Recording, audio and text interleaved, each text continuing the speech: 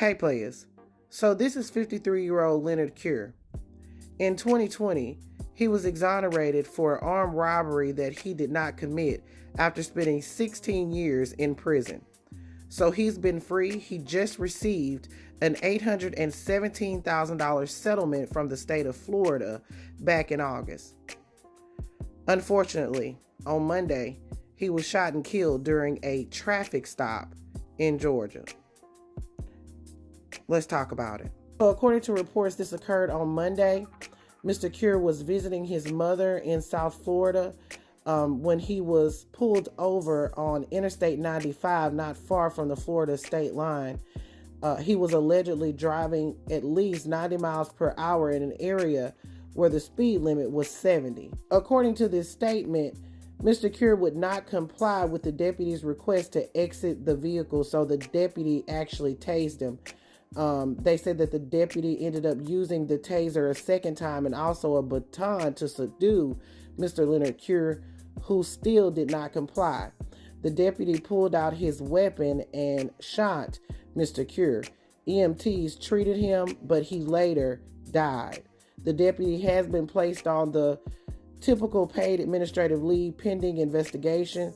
The results of the GBI investigation will be turned over to the Brunswick Judicial Circuit District Attorney's Office for review. Like I told you, Mr. Cure was just released from prison in December of 2020 for an armed robbery that occurred in 2003. He was sentenced to life in prison because of prior convictions. Before his release in 2020, the Broward State Attorney's Office Conviction Review Unit asked the judge to release Leonard Cure after the unit found problems with his case. Those concerns included how the suspect was identified and the fact that an alibi for Mr. Cure was never presented in court. So he was released in December of 2020. He was exonerated based on the findings of the actual innocence. The Innocence Project of Florida worked on his case. Officials had determined that evidence in the form of an ATM receipt had proven that Mr. Cure was miles from the crime scene at the time of the robbery.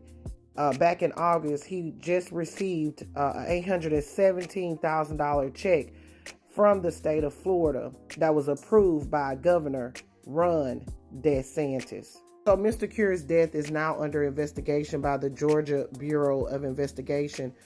People are asking for the body camera footage to be released as soon as possible. We do not know the identity of the deputy that shot and killed Mr.